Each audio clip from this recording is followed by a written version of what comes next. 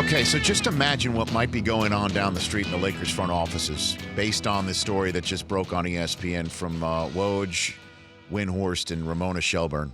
Together, the three of them piecing together absolutely everything from Cleveland to Los Angeles, San Antonio, just all three of them together saying the following. The Lakers believe Paul George, or they're sensing that Paul George is not walking through that door. He's going to stay in Oklahoma City, where Carmelo's opted in already. First of all, let's just take that piece alone. This is a guy who got his exit visas from Indiana, essentially saying, I'm going to sign with the Lakers when my deal is up. And now his deal is up, and he won't sign with the Lakers. He's going to stay put in Oklahoma City. Now, what that sets off is, according to the story, some alarm bells down the road here in El Segundo, where the Lakers are all, no doubt, huddled up trying to figure out what to do here, because LeBron's got 2 more days to opt in or opt out of his deal. And opting out means he's a free agent. Opting in means he doesn't mean exactly that he's staying put with Cleveland. It means he wants to do a sign and trade here. Okay. Or he'll do another 1+1, which means he would be in this same position next summer, which is something that Magic Johnson was telling everybody yesterday. Hey, everybody, give me 2 summers. When Kawhi Leonard's completely free. Now, would you trade for Kawhi Leonard around the rest of the National Basketball Association? This is the same thing as Paul George last year. He's letting everybody know in no uncertain terms. We have not heard from him, actually. We have not. Okay. So in no uncertain terms, you acquire me at your own peril, because I'm going to go to the Lakers as soon as I'm done here, or go to Los Angeles, whatever. We're assuming Lakers, all due respect to the Clippers, who, by the way, traded Austin Rivers to the Wizards for Gortat yesterday. So the Austin Rivers era is now over here in Clipperland. So would you make that acquisition if you were the rest of the NBA? You acquire Kawhi Leonard at your own peril, unless you could say, hey, I'll do that.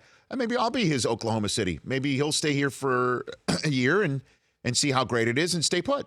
I think if you think you're a superstar away from contending for a championship, you take that risk. Okay. But if you're the Spurs, wouldn't you be able to get your best package, period, for Kawhi Leonard? When you're looking at the scenario we just discussed, the rest of the league might not be willing to give up as good a package because they're concerned that Kawhi is going to leave, or at least that's what they'll tell you in negotiations. Or you wait and you hang on and trade deadline next winter, where you're not going to maybe get the best package at all, because who's in, who's out might change based on records. Or right now, when the Lakers are potentially desperate, knowing that Paul George might not walk in through that door, and you're not going to get LeBron if there's nobody else coming through that door. If George isn't going to be the enticement, along with the rest of the roster, obviously, in the history of the Lakers. You could say that as much as you want, but the history of the Lakers can actually count against you in the fact that LeBron is just one of many GOATs to have played for you. And if that doesn't result in a championship here, then you're one of the few GOATs that didn't win in purple and gold. If you're the Spurs, maybe now. I mean, look at this. Again, I'll read to you from the article. The price for Leonard now would be substantial. The Lakers could have to surrender a combination of former first-round picks from Brandon Ingram, Kyle Kuzma, Josh Hart, and future first-round picks, and perhaps restricted free agent Julius Randle in a sign-and-trade agreement. By the way, notice the name that's not in that paragraph. Lonzo Ball.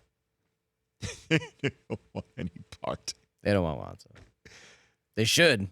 At what point will Lonzo's upside and on-court play outweigh the dad being brought into your world? Where you now have to answer for his statements.